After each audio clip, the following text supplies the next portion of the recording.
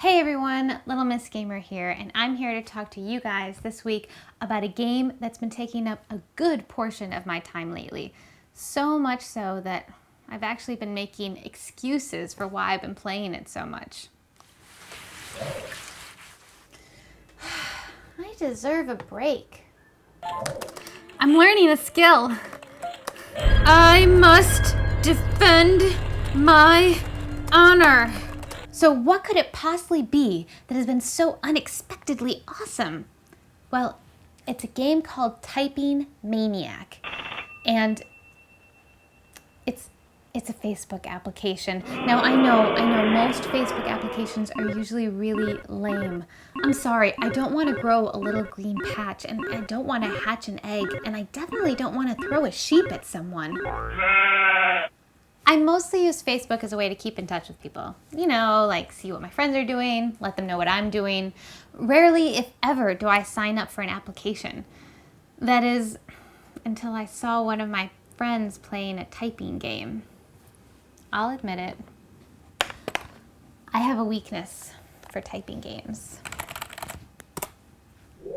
From obscure DOS games like Typing Tutor to the Dreamcast game Typing of the Dead, I'm a fan of a good typing game, and Typing Maniac is no exception.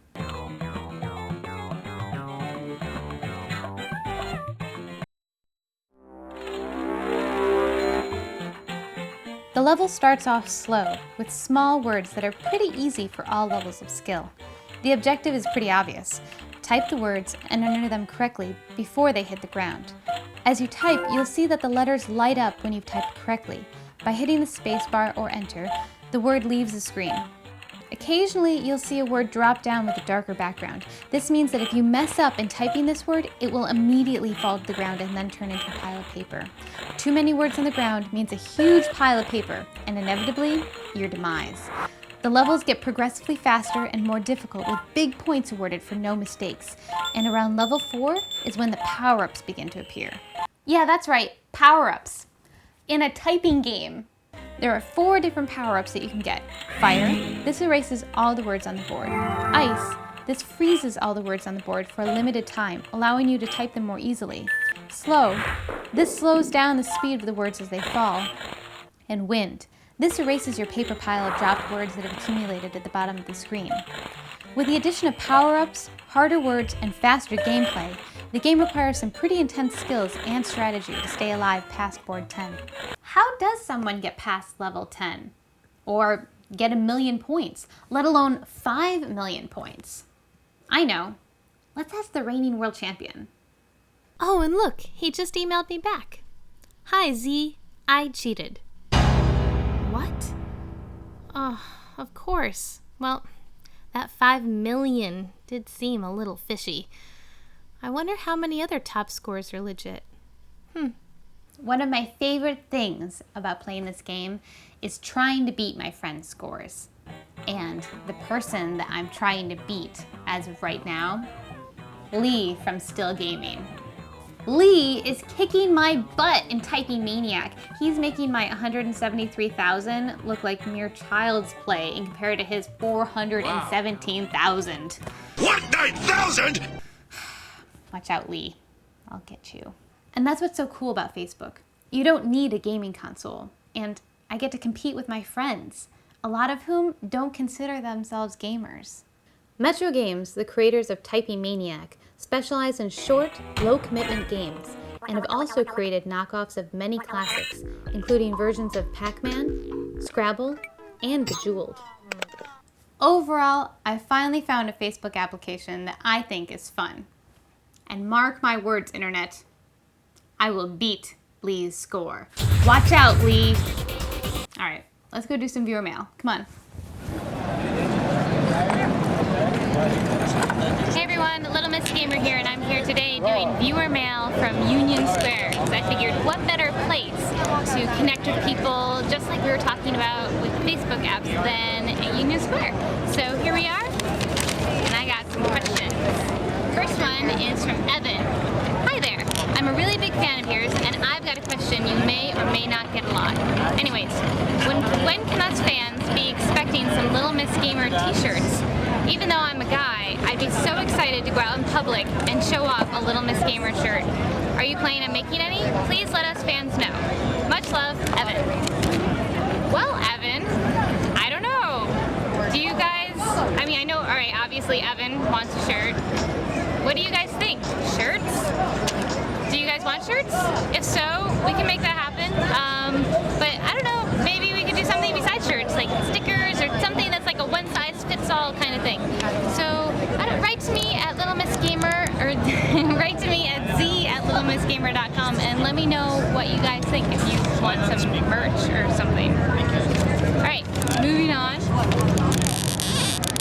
Dear Little Miss Gamer, thank you so much for taking the time to read this message. First of all, I want to say I'm a big fan of your work. I love how it's presented. Now, let's get down to business. On your introduction video, what is that little tiny sword from? I found that exact same piece on the street before and I picked it up and said, you know, I just feel like this has a meaning. I need to keep it. And that was about 4 years ago and I still have it today. Is it from a board game like Clue or something? I would love to hear back from you. It would mean so much to me. Thanks a bunch. From Anonymous. Well, I will tell you that that little sword in the intro is actually from Clue, but it's from a very special edition of Clue called Clue Master Edition, which gives you more rooms, more weapons, and more characters. And it's a ton of fun to play if you're having people over. In fact, maybe one of these days I'll do a review of it, because I think it's even better than Clue. It's one of those sequels of a game that actually enhances everything about the game that made it awesome and makes it even that much more awesome.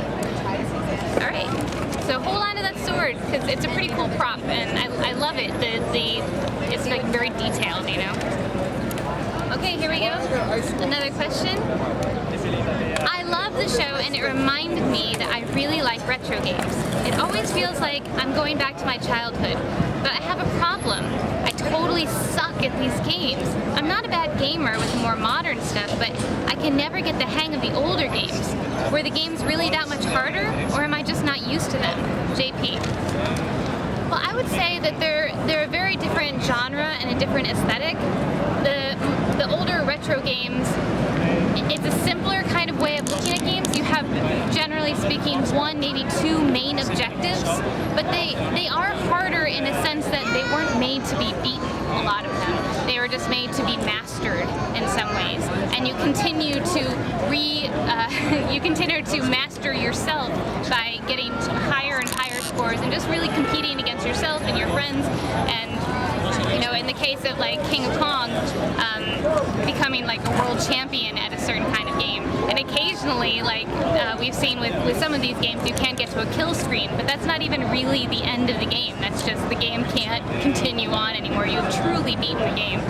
So, I mean, I would say, you know, try some older games that are kind of legendary. You know, I mean, I'm not sure how retro you're talking. If you're talking like Atari games, then I would say, I mean, Pac-Man, that's a really easy way to attempt to go with something. I don't know what's happening here, so we're going to wrap up. But thanks so much, and have a great day, everybody. I'm going to enjoy the sun and keep playing. Bridging the worlds. Gamers and non-gamers playing Typing Maniac.